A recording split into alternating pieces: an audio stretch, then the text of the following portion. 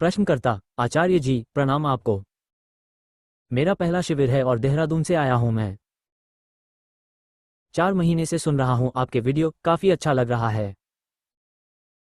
एक प्रश्न चल रहा है मन में कि मानसिक पर्यावरण पे तो आपने बहुत कुछ बोला है, मन खराब होता है, कुछ भी खराब होता है, लेकिन जो बाकी दूसरे पर्यावरण से काफी नुकसान हो रहा है, जैसे सपोज प्लास्टिक हो गया, पानी की बहुत मिसयूज होती है, पेड़ों की बहुत कटाई होती है, और आपके इतने फॉलोअर्स हैं, तो मैसेज थोड़ा आप इस बारे में भी थोड़ा बहुत अगर कह दें। आचार्य प्रशांत इसमें भी बोला है, खूब बोला है। प्रश्नकर्ता मैंने शायद सुना नहीं होगा। आचार्य प्रशांत हाँ हाँ खूब बोला है। मैं फिर बोले देता हूं। अच्छा हुआ आपने प्रश्न उठाया।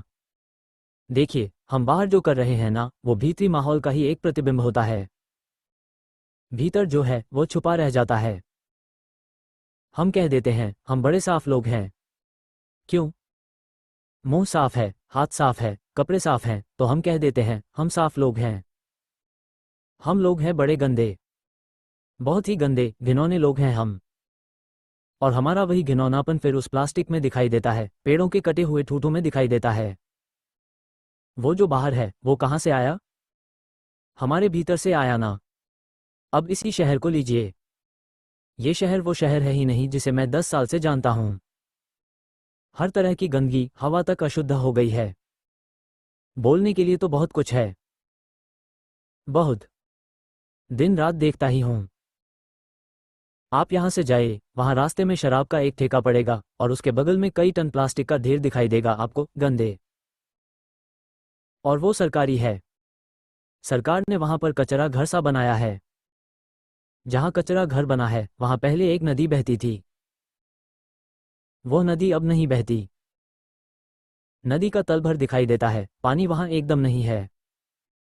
वहाँ कचरा घर बना है। उसको आप देखेंगे, आप अवाक रह जाएंगे, क्या है? मुझे मालूम है ना वो कहाँ से आया है। वो आया है एक धार्मिक जगह को एक मनोरंजन की, पर्यटन की जगह बना देने से। ये जो पूरा एक्सप्रेसवे बन गया है अब, जिसने दिल्ली से यहाँ तक का रास्ता 4 घंटे का कर दिया है, दिल्ली का सारा कचरा उठ के यहाँ आ गया है। कचरा नहीं रुकेगा जब तक इंसान नहीं सुधरेगा। और जब मैं कहता हूँ इंसान नहीं सुधरेगा, तो मैं 100% आबादी को सुधारने का सपना लेकर नहीं चल रहा हूँ। वो कभी नहीं हो पाएगा, इतिहास में कभी नहीं हुआ। हमारी रचना ऐसी नहीं है कि 100 के 100% लोग कभी सुधर जाएं। ऐसा सतयुग में नहीं हुआ, अब क्या होगा? सतयुग से मेरा आशय किसी भी काल्पनिक युग में नहीं हुआ, अब क्या होगा? मैं बस चाहता हूं कि 0.1% लोग, 1% लोग, इतने लोग जग जाएं तो काम बन जाएगा। क्योंकि जो जगेगा वो स्वयं ही वो बल इकट्ठा करेगा जिससे बाकी 99% लोगों को सही दिशा में निर्दिष्ट किया जा सके।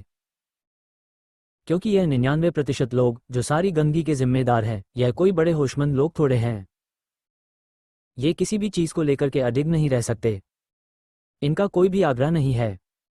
ये कुछ नहीं जानते, ना कुछ चाहते हैं।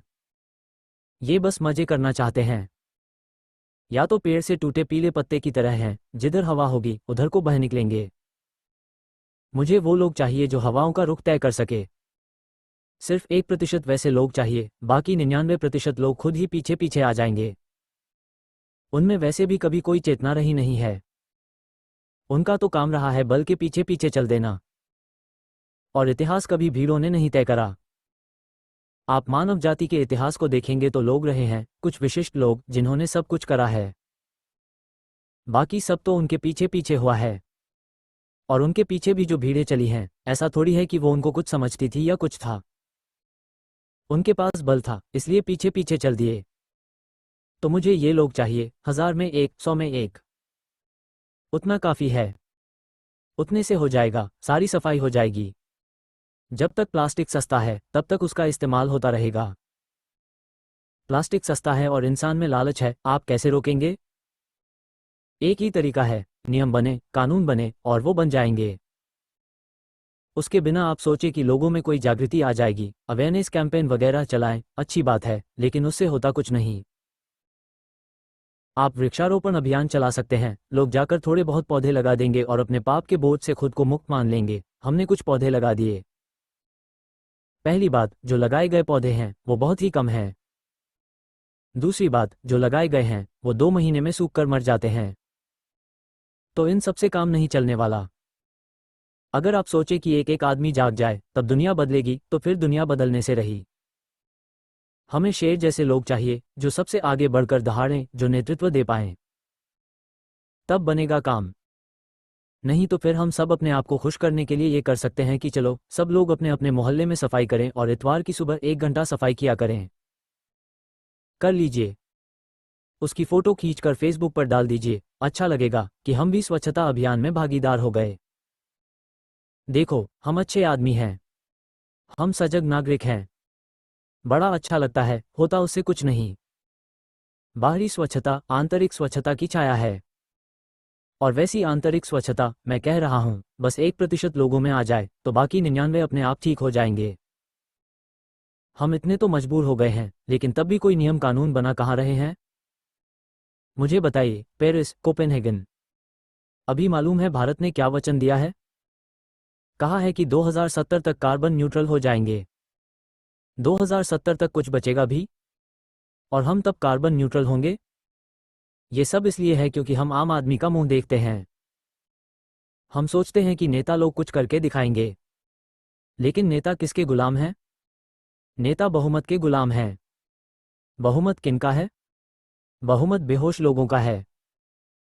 तो इसीलिए दुनिया भर के नेता मिलते हैं, और वो चाहे प्लास्टिक का मुद्दा हो, पर्यावरण का हो या क्लाइमेट चेंज का, आपस में मिलते हैं, वहां कुछ गपशप करके लौट आते हैं। जनतंत्र है न भाई। कोई सशक्त आदमी चाहिए जो खतरा उठाने को तैयार हो, जो बहुमत के विरुद्ध जाने को तैयार हो, जो बहुमत को अपने पीछे पीछे चलाने को तैयार हो, जो कड़े निर्णय लेने को तैयार हो। ऐसे लोग जिनकी कमजोर नजरें बस यही गिनती करती हैं कि कितने लोग साथ हैं और कितने खिलाफ, ऐसों से कुछ नहीं होने वाला। किसी देश में कुछ भी सार्थक नहीं हो सकता। कौन सा देश है जो इस दिशा में वाकई कोई सार्थक काम कर पा रहा है? और ये सारे मुद्दे आपस में गहराई से जुड़े हुए हैं। पेड़ पौधों और पशुओं की प्रजातियों का विलुप्त होना, मछलियों की प्रजातियों का गायब हो जाना, सागरों में प्लास्टिक का भर जाना, और वह प्लास्टिक हमारे लहू तक पहुंच जाना, सिर्फ ग्रीनहाउस गैसें ही नहीं, सल्फर और नाइट्रोजन जैसी तमाम गैसों का हवा में घुल जाना, धूल और धुएं का हवा में फैल जाना, एसपीएम सस्पेंडेड पार्टिकुलेट मैटर का बढ़ना, और जनसंख्या का लगातार बढ़ते जाना, ये सब आपस में जुड़ी हुई समस्याएं हैं। और इन सब के मूल में कौन है? आम आदमी। ये सब उसी आम आदमी की करतूत है। और उस आम आदमी को आप ज्यादा जगा नहीं सकते। हाँ, आप एक ऐसा बल खड़ा कर सकते हैं जिसके पीछे पीछे वो आम आदमी चलने लगे। भाई, हम ये भी कहते हैं कि बड़े बड़े इंडस्ट्रियल मैन्युफैक्चरर्स प्रदूषण फैलाते हैं। लेकिन जो कुछ भी वे बनाते हैं, उसका उपभोक्ता कौन है? क्या वे खुद ही बनाकर खा जाते हैं? नहीं, उसका उपभोक्ता है आम आदमी। वही आम आदमी जो फैलता ही जा रहा है और खाता ही जा रहा है। और इसी आम आदमी का एक बड़ा रूप हमें तथाकथित समृद्ध वर्ग में देखने को मिलता है। वे भी तो आम आदमी ही हैं, 40 साल पहले साधारण मध्यम वर्गीय थे। अब आर्थिक सफलता मिल गई है तो अरबपति बन गए हैं। लेकिन भीतर से वही हैं, दिल से अब भी आम आदमी। उनकी सारी हरकतें आम आदमी जैसी ही हैं। बस पैसा ज्यादा है उनके पास। तो ये जो आम आदमी है, उसका आम मन और आम संस्कृति, यही असली गुनहगार है। इसी को तोड़ना है। और ये तभी टूटेगा जब कोई सशक्त उदाहरण सामने रखा जाएगा। कुछ लोग होंगे जो चीज को समझकर खुद बदल जाएंगे। लेकिन ज्यादातर लोग तो वही होंगे जो किसी के पीछे पीछे चलकर ही बदलेंगे। प्रश्नकर्ता: प्रणाम आचार्य जी, मैं आपको पिछले 1.5-2 सालों से नियमित फॉलो कर रहा हूं। पहली बार आपसे 2011 में TISS में मिला था, जब आप हमारे कॉलेज आए थे। मैं वेस्ट मैनेजमेंट पर आधारित एक सोशल एंटरप्राइज चलाता हूं। हमारे लिए वेस्ट सिर्फ कचरा नहीं है, जो लोग कचरे के साथ काम करते हैं, वो इनफॉर्मल वर्कफोर्स भी उतने ही जरूरी हैं। हम 10 साल से इस फील्ड में हैं। अब संस्था बड़ी हो रही है तो एफिशिएंट लोग भी चाहिए, और ऐसे लोग भी जो विशन से जुड़ सकें। पहले विशन वाले लोग लिए एफिशिएंसी कम मिली। अब एफिशिएंट लोग आते हैं पर विशन से जुड़ नहीं पाते। तो इस बैलेंस को कैसे साधें? और एक आखिरी बात, गंगा तट पर सुबह टहलते समय जो प्लास्टिक का कचरा दिखता है, वो बहुत तकलीफ देता है। मैं वहां कुछ क्लीनअप ड्राइव्स करना चाहता हूं। अगर मैं कुछ कर सकूं तो बताइएगा। आचार्य प्रशांत: ये समस्या तो आएगी ही, और इसका कोई निश्चित समाधान नहीं होता। इसका समाधान यही है कि जो सधा हुआ आदमी है, जिसे आप मिशन अलाइन कह रहे हैं, उसे उत्पादक बनाया जाए, और जो आपने एफिशिएंट कर लिया है, उसे मिशन से अलाइन कराया जाए। इन दोनों में ज़्यादा आसान होता है मिशन अलाइन आदमी को एफिशिएंट बनाना, क्योंकि उसके पास अब एफिशिएंट बनने की एक वजह होती है। उसे मिशन से लगाव होता है, तो वो मिशन की खातिर एफिशिएंट बनना चाहेगा। दूसरी बात, ऐसा व्यक्ति आपके साथ टिकेगा क्योंकि वो सही कारण से आया है। दूसरी तरफ जो एफिशिएंट व्यक्ति है, वह आते ही आपको लाभ देना शुरू कर देगा, लेकिन उसके साथ आप न बहुत गहराई तक जा पाएंगे, न बहुत दूर तक, क्योंकि वो तो आया ही है अपनी एफिशिएंसी बेचने। जैसा कि अधिकतर प्रोफेशनल्स करते हैं, वे अपने सीवी में लिखते हैं, देखो मैं कितना एफिशिएंट हूं, मुझे इन चीज़ों का नॉलेज है, और फिर वे अपनी एफिशिएंसी और नॉलेज को नीलाम करते हैं। आओ आओ आओ, बोली लग रही है। जो सबसे ऊंचा खरीदार होगा वही ले जाएगा। जो एम्प्लॉय मार्केट है, वो ऐसे ही तो ऑपरेट करती है। उसे तो कोई और आकर खरीद ले जाएगा, क्योंकि उसके पास आपके पास टिकने की कोई वजह नहीं है। लेकिन कई बार ऐसे लोग भी ज़रूरी हो जाते हैं। जितने दिन भी वे आपके पास रहेंगे, काम करते रहेंगे, बस उनके साथ आप भविष्य नहीं बना सकते। इसलिए बेहतर यही है कि सही लोगों को लिया जाए और उन्हें विकसित किया जाए। यद्यपि यह हमेशा संभव नहीं होता, ये भी मैं समझता हूँ। कई बार बाजार से ही लोगों को उठाना पड़ता है। दूसरी बात जो आपने कही कि गंगा तट पर बहुत कचरा है और सफाई के लिए ड्राइव चलनी चाहिए, तो हाँ, बिल्कुल चलनी चाहिए। अतीत में एक बार हम ऐसा कर भी चुके हैं। अगर आप इसमें कोई सहयोग कर सकते हैं, तो हम ज़रूर कुछ कर सकते हैं। अगले 1-2 दिन में भी कुछ किया जा सकता है। इसके लिए आप संस्था में किसी से बात करिए, और अगर हो सका तो बहुत अच्छा रहेगा। सुबह सुबह का समय होता है, सफाई कर ही दीजिए।